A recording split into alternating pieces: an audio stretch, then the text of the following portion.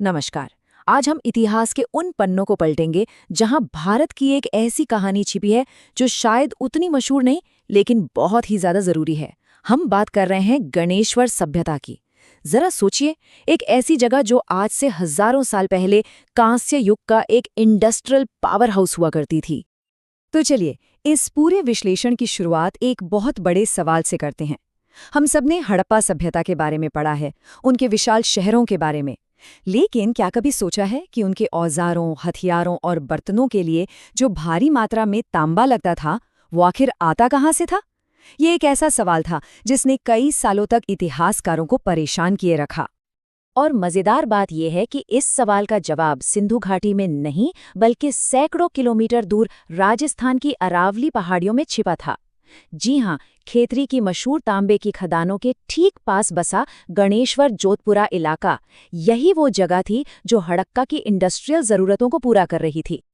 तो इस पूरे सफर में हम हड़प्पा के तांबे के रहस्य से शुरू करेंगे, फिर देखेंगे कि गणेश्वर की खोज कैसे हुई, वो जगह भारत की कॉपर कैपिटल कैसे बनी, वहाँ के लोगों की जिंदगी कैसी थी और आज हजारों साल बाद उस जगह का क्या महत्व है।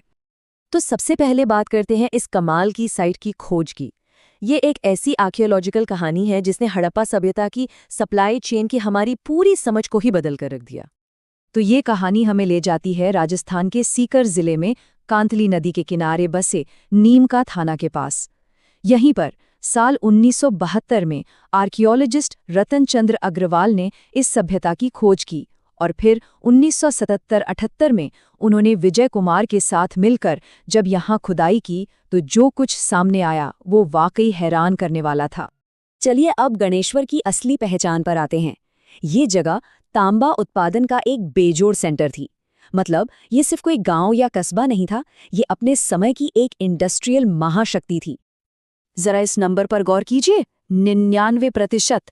यहाँ से जितने भी तांबे के औजार या बर्तन मिले हैं उनमें कॉपर की शुद्धता 99% तक पाई गई है। आज के जमाने में भी ये एक बहुत बड़ी बात है। इससे पता चलता है कि वो लोग अपने समय के कितने बेहतरीन मेटलर्जिस्ट थे। इतनी शुद्धता का तांबा उस युग में कहीं और देखने को ही नहीं मिलता। और ऐसा नहीं है कि एक दो चीजें मिली, नहीं, हजारों की तादाद में तीर की नोक, भाले, मछली पकड़ने के हुक, चूड़ियां और पिन, ये सब इस बात का पक्का सबूत हैं कि गणेश्वर सिर्फ एक बस्ती नहीं बल्कि अपने युग की सबसे बड़ी कॉपर फैक्ट्री थी। और इसके इसी जबरदस्त महत्व की वजह से इसे कुछ खास नाम दिए गए हैं, जैसे ताम्रयुगीन सभ्यताओं की जननी यानी कॉपर एज सभ्यताओं की माँ, और पुरातत्व का पुष्कर भी। ये नाम खुद ही इस जगह की अहमियत बयां करते हैं। और हाँ, प्रतियोगी परीक्षाओं के लिए तो ये बहुत ही जरूरी है। ठीक है, इंडस्ट्री तो बहुत बड़ी थी, लेकिन वहाँ रहने वाले लोग कैसे थे, उनका समाज कैसा था, वो रहते कैसे थे? चलिए अब जरा उनके रोजमर्रा के जीवन में झांकते हैं। और यहाँ एक बहुत ही इंटरेस्टिंग बात पता चलती है, इन लोगों ने अपने घर बनाने के लिए ईंटों का इस्तेमाल बिल्कुल नहीं किया। सब कुछ पत्थर से बनाया गया था। सिर्फ इतना ही नहीं, कांतली नदी की बाढ़ से अपनी बस्ती को बचाने के लिए उन्होंने पत्थरों के बड़े बड़े बांध तक बना रखे थे।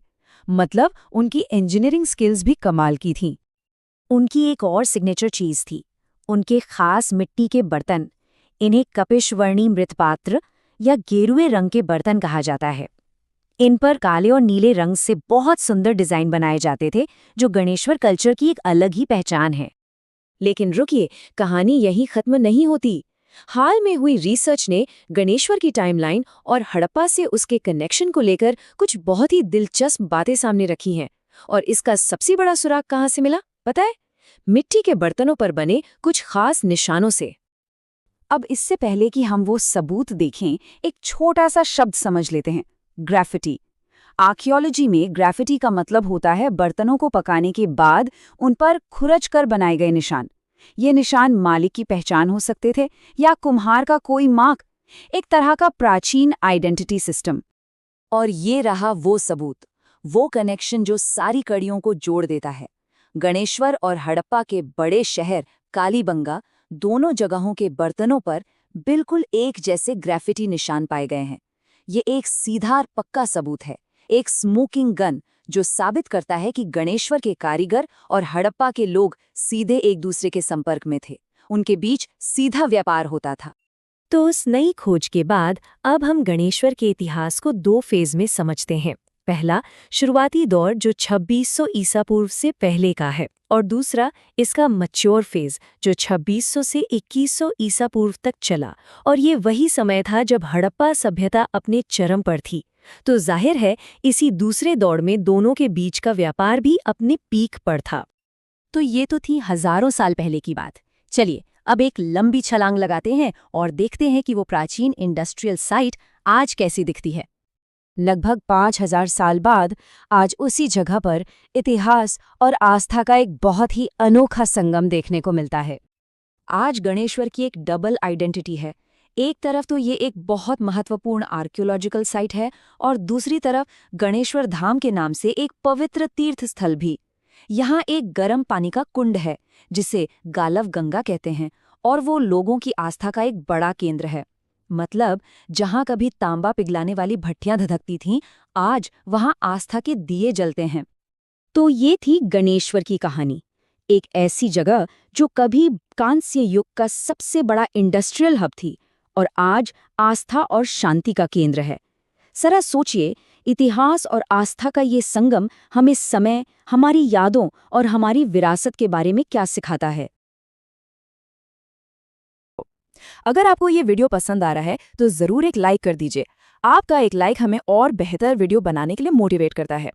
अगर आपने अभी तक चैनल को सब्सक्राइब नहीं किया है तो अभी कर लीजिए और साथ में बेल आइकन दबाइए ताकि जब भी नया वीडियो आए आप सबसे पहले देख सकें।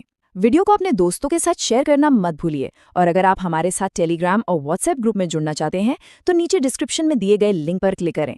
वहां आपको अपडेट्स, नोट्स और खास कंटेंट सबसे पहले मिलेगा।